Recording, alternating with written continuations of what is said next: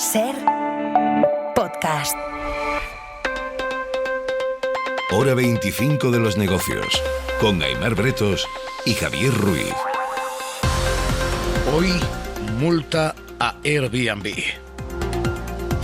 Porque Consumo ha multado con 64 millones de euros a Airbnb por permitir anuncios sin licencia. La sangría es importante porque la multa son 6 veces los ingresos que esa compañía habría logrado con estos anuncios. Pero más allá de este capítulo concreto, el movimiento tiene dos tiempos. Primero, controlar a Airbnb en el corto plazo y segundo, limitar la subida del alquiler a largo plazo. Vamos a leer si funciona lo uno, si funciona lo otro. Implicaciones de una sanción que es la segunda más alta impuesta por Consumo en su historia, tras 108 millones que multaron a Ryanair. Hoy, lectura de una sanción histórica y análisis de su efectividad práctica. Hoy, multa a Airbnb en Hora 25 de los negocios.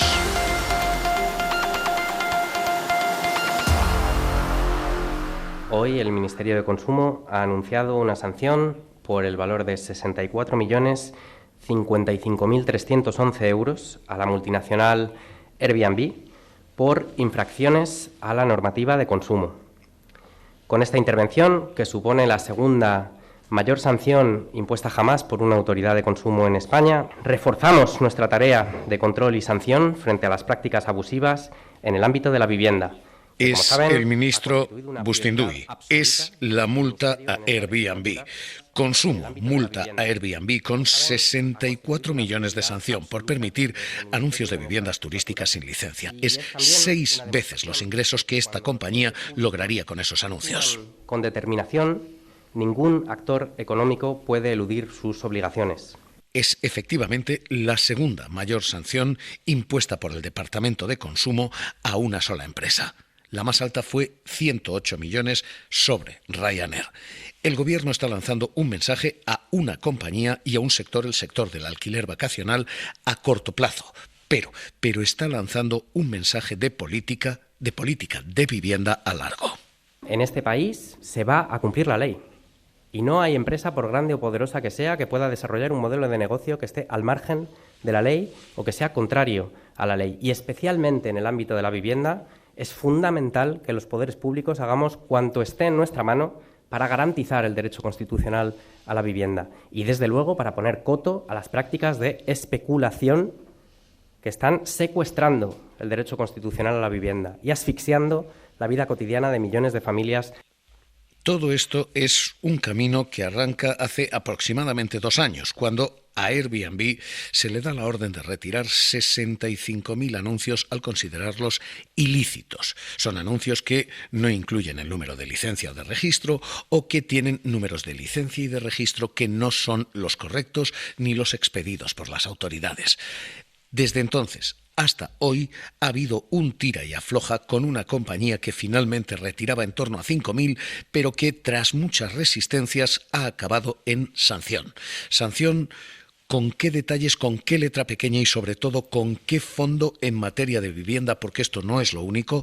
Adela Molina, ¿qué tal? Muy buenas noches. Hola Javier, buenas noches. ¿Qué letra pequeña hay en todo esto? Bueno, en el caso de Airbnb, Consumo ha detectado 4 infracciones. La primera, la falta de un número de registro que identifique el alojamiento turístico, como obligaban distintas normativas autonómicas cuando se inició el expediente, o hacerlo con un número que no es real. También la publicidad engañosa por no identificar a los anfitriones reales de la vivienda. Se daba a entender que eran particulares cuando en realidad detrás lo que había era una empresa con decenas de inmuebles. Todo esto se consideran faltas graves y suponen el grueso de la sanción del Ministerio de 64 millones de euros. Además, hay 3 faltas leves, una de ellas por obstrucción o por negarse a suministrar los datos requeridos por Consumo durante la instrucción del expediente. La de Airbnb es la última y la más cuantiosa, pero ya la semana pasada el Ministerio de Consumo sancionó a otra inmobiliaria, Alquiler Seguros. En ese caso fue con 3,6 millones de euros por cláusulas abusivas contra los consumidores. El Ministerio identificó 5 infracciones muy graves y una grave, como obligar a los inquilinos a contratar un seguro del hogar o un servicio de atención al inquilino sin haberlo solicitado. Hay además, Javier, un tercer expediente en marcha contra una inmobiliaria de ámbito nacional, de la que el Ministerio no ha revelado el nombre todavía porque se está instruyendo. En ese caso es por posibles cobros ilegales a inquilinos y obligarles, como en el caso de Alquiler Seguro, al contrato de servicios no solicitados. Así que aquí a corto plazo se está jugando Airbnb, pero a largo plazo el Ministerio de Consumo está entrando en el mercado de la vivienda. A corto plazo, Airbnb previsiblemente va a agotar todas las vías judiciales a su alcance. Eso significa que previsiblemente reclamará hasta la Corte de Luxemburgo y que previsiblemente el pago de esta sanción puede demorarse más de un año. A corto plazo se está jugando esto, pero a corto plazo está quedando demostrada la que se conoce como paradoja tecnológica de Airbnb. Airbnb es extraordinariamente diligente en detectar fraudes. Retira, por ejemplo, las viviendas que no existen. ¿Por qué? Porque si hubiera mucho fraude en Airbnb, su negocio no funcionaría. Nadie alquila si sabe que 1 de cada 3, 1 de cada 2 viviendas no existe. Así que Airbnb no puede permitirse que un alquiler no sea real. El negocio plagado de fraude no sería negocio. Así que Airbnb demuestra una enorme habilidad en eliminar el fraude. Pero es muy lento. Es muy torpe y aparentemente es poco rápido en cumplir la ley, en exigir cosas que son registros, son permisos, pero son leyes. Así que Airbnb dice no tener medios para cumplir una norma que en su día se aplicaba y se aprobaba con esta medida y con esta intención, la de resolver la paradoja tecnológica de Airbnb. No se puede ser tan hábil para detectar el fraude y tan torpe para poder atribuir quién es realmente el dueño. Este era uno de los objetivos que marcaba Óscar Matute. Pues lo que pretendemos es que se regule y se controle la publicidad y la publicación de los anuncios en grandes plataformas digitales. Tan solo eso y nada más que eso. Porque una vivienda irregular que obtiene una contraprestación económica por su alquiler en uno de días o de temporadas cortas, lo hace causando perjuicios a los vecinos, que ven soportando una vivienda turística que no ha pedido licencia, que no tiene registro de actividad. Porque cada uno de esos beneficios para Airbnb deja perjuicios para los vecinos. Así que lo que se buscaba era este registro para tener claramente medido. La cuestión aquí, Pablo Anzola, ¿qué tal? Muy buenas noches. ¿Qué tal? Buenas noches, Javier. Es si ha aflorado todo o si sigue habiendo todavía mucho Airbnb sin licencia operando. Bueno, desde que este registro es obligatorio, unos 300.000 pisos turísticos en toda España han conseguido ese código para poder operar. El 1 de julio entró en vigor lo que el Gobierno bautizó como ventanilla única digital, que es básicamente ese registro estatal que solo da licencia a esos pisos turísticos que cumplen con toda la normativa, incluyendo la autonómica y la local. Es una herramienta que ha permitido dibujar además un mapa exacto de dónde están esos pisos. 1 de cada 4 está en Andalucía, que es la región con mayor número de ellos, seguida de Canarias con un 17%, de Cataluña con un 16% y de la Comunidad Valenciana con un 14% de todos esos alquileres. Es llamativo además como en varios pueblos de Fuerteventura, por ejemplo en Canarias, ya hay más de un piso turístico legal por cada 10 vecinos. Y luego está la otra cara, porque desde que este sistema está en vigor, unos 53.000 pisos, según los datos más actualizados, han visto rechazado ese permiso, es decir, han intentado operar, pero no han conseguido la licencia y por tanto deberían haber salido de esas plataformas.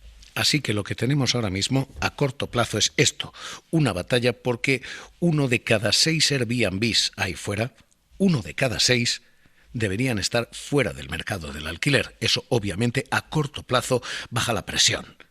Pero la batalla no es de corto plazo, la batalla es de largo y es el papel que Airbnb tiene en el precio de la vivienda y sobre todo en el precio del alquiler. ¿Por qué?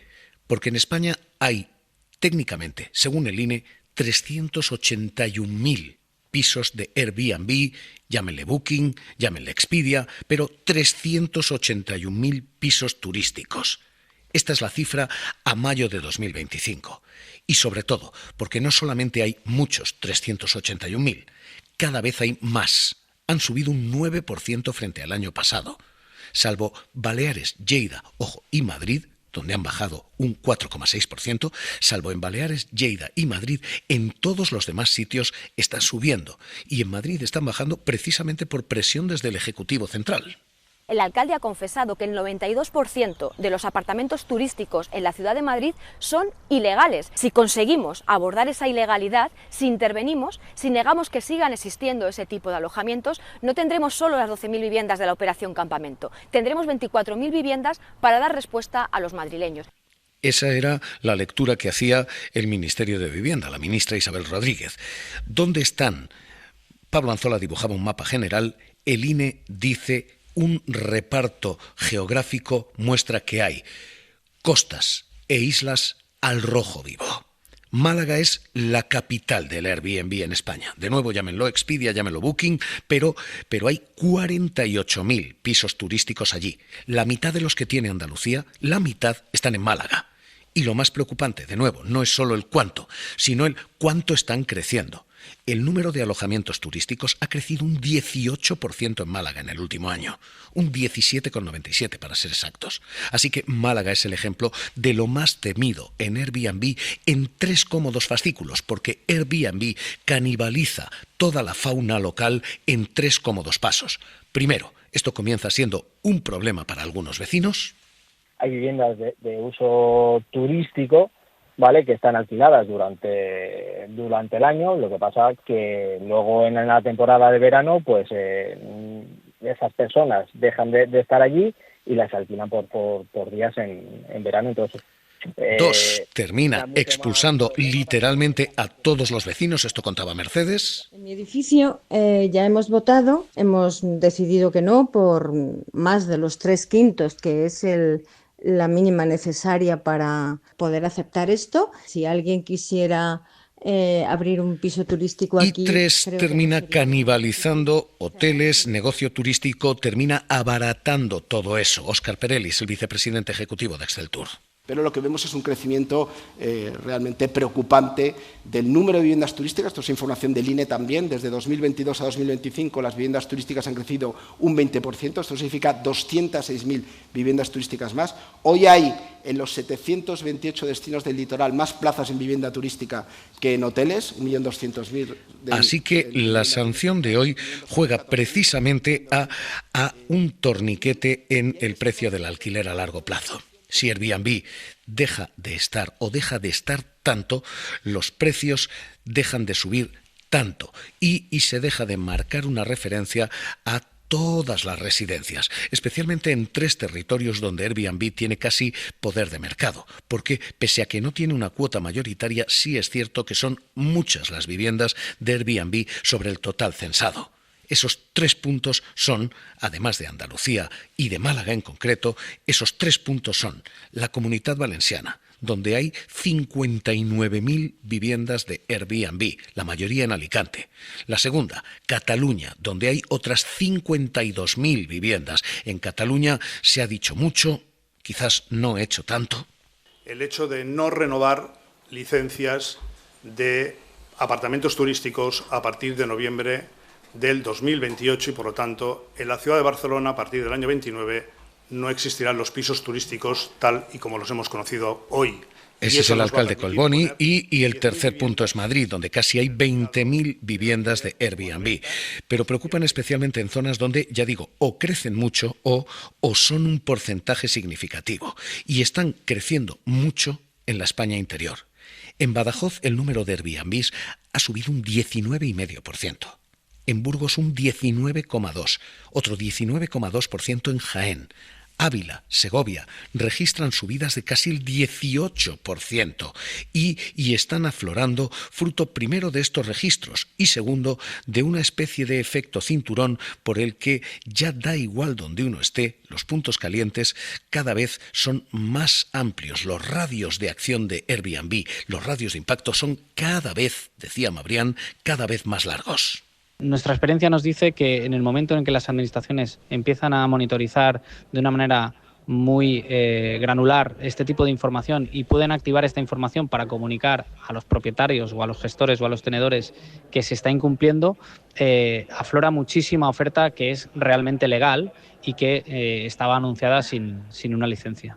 Así que esto crece mucho en lugares, ya digo, de la España interior, Badajoz, Burgos, Jaén, Ávila, Segovia, pero esto sobre todo pesa mucho en Baleares, Canarias, donde la ratio de pisos turísticos frente a la de viviendas censadas es alta, muy, muy alta. Así que hoy la sanción a Airbnb juega en dos terrenos, el del corto plazo, el de controlar Airbnb, y el del largo plazo, el de controlar los precios de mercado de alquiler y de vivienda en general. Jaime Palomera, director del área de vivienda y ciudad del Instituto de Investigación Urbana, autor del libro El secuestro de la vivienda. ¿Qué tal? ¿Cómo está? Muy buenas noches. Hola, buenas noches. Empecemos por el corto plazo. ¿Efectiva esta sanción para controlar Airbnb? Bueno, lo que sabemos por la evidencia científica es que cuando hay un aumento importante del número de viviendas que van pasando al mercado turístico en un determinado municipio, esto lo que genera, evidentemente, es mayor escasez de vivienda para los residentes, pero en segundo lugar, como apuntabais, los precios también se ven hinchados, ya no solo en el mercado turístico, sino especialmente en el mercado residencial. Es decir, que en un bloque o un barrio donde hay un aumento significativo de viviendas turísticas, hay un aumento de precio de las viviendas en alquiler tradicional.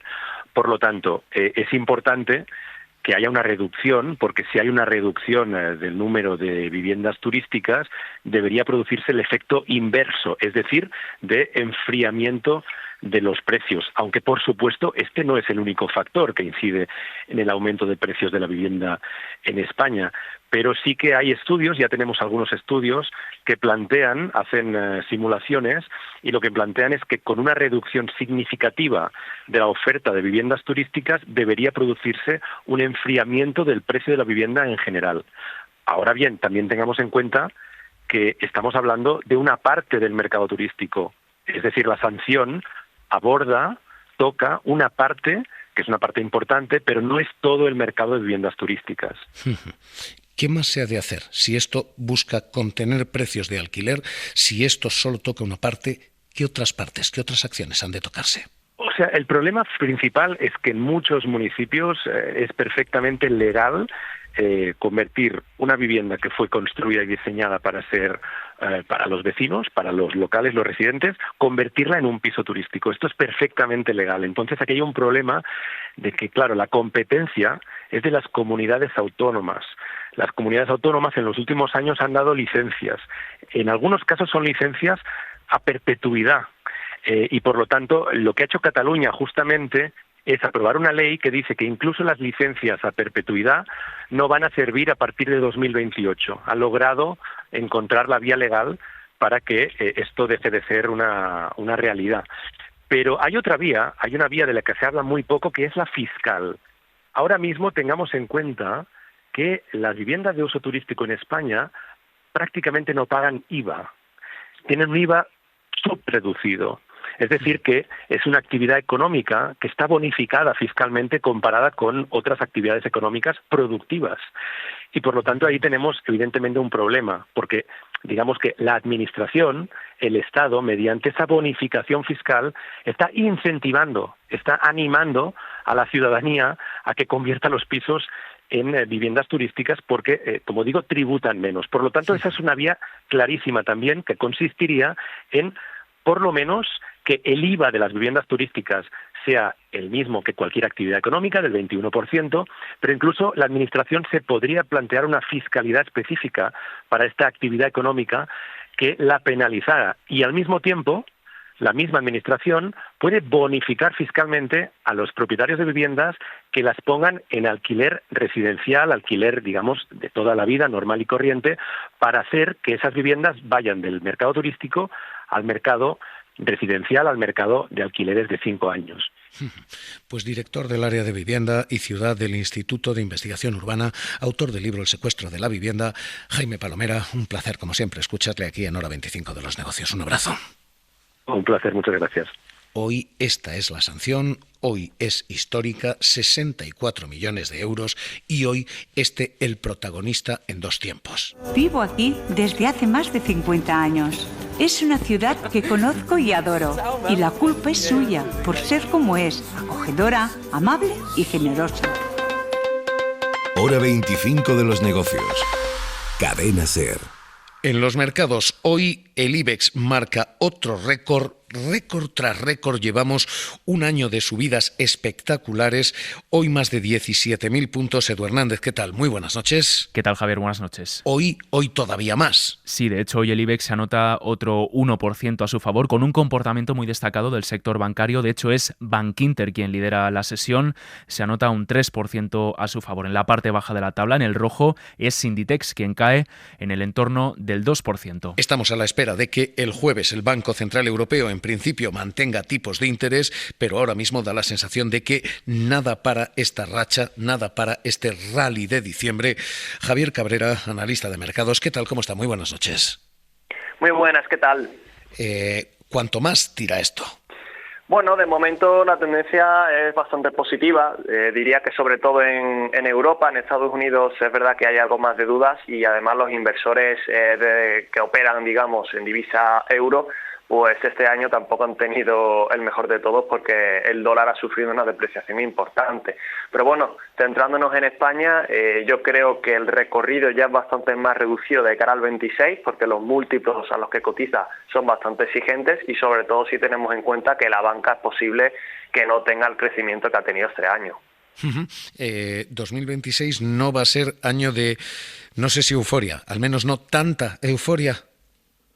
Yo creo que sí. Hay que tener en cuenta que a día de hoy el IBEX 35 se ha anotado el segundo mejor año de su historia teniendo en cuenta dividendos. Lo normal es que tras un año récord pues haya un año más flojo. Esto no significa que se tenga que desplomar porque la realidad es que las compañías españolas que cotizan en el selectivo pues tienen una salud financiera bastante buena y en general no se ven grandes visos de crisis en los sectores en los que operan, pero sí que es verdad que lo normal sería que el desempeño pues fuera bastante más flojo. Al menos en términos generales, si no vamos a valores concretos, pues sí que podríamos ver otro comportamiento. ¿Dónde estar? ¿Qué valores? ¿Dónde colocarse? Pues yo creo que valores orientados al consumo, que se han visto algo perjudicados en este 2025, podrían verse beneficiados en el 26, sobre todo por unas mejores expectativas de crecimiento en Estados Unidos, que ya indicó la Reserva Federal la semana pasada en sus proyecciones, y que podríamos ver también en las proyecciones de Europa, en las que va a lanzar el BCE esta misma semana.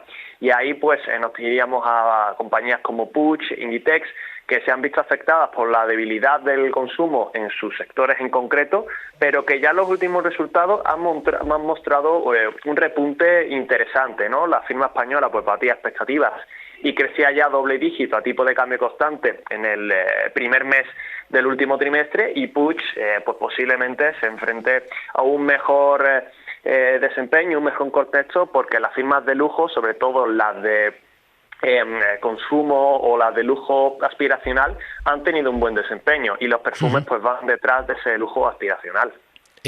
Última clave es la banca. La banca hemos visto valores como Caixa subiendo un 115%, hemos visto nombres que son absolutamente fulgurantes. ¿La banca todavía tira en 2026? Nosotros tenemos bastantes dudas. De hecho, es uno de los sectores que posiblemente pesen a la baja en el selectivo. Básicamente porque, además de las subidas que ya ha conseguido, pues esto le ha colocado a unos múltiplos que están en torno a un 30-40% por encima de su media de los últimos 3 años. Y la realidad es que ya en el último trimestre reportado, en el tercero de este año, el beneficio neto global de las 3 compañías creció, o mejor dicho, cayó un 0,5%, que no es preocupante ni mucho menos, pero ya demuestra que el crecimiento que vamos a tener en 2026 no va a ser para nada el que había estado obteniendo en los últimos años después de la subida de tipos. Ahora la bajada está empezando a hacer efecto y la cartera de crédito no está creciendo tanto como para compensar la caída del margen de intereses. Pues Javier Cabrera, analista de mercados, gracias como siempre por estar aquí en Hora 25 de los negocios. Un abrazo. Muchas gracias, un saludo. Así cerramos hoy el día en que hemos leído multa histórica a Airbnb. Hora 25 de los negocios, cerramos. Para no perderte ningún episodio, síguenos en la aplicación o la web de la SER, Podium Podcast o tu plataforma de audio favorita.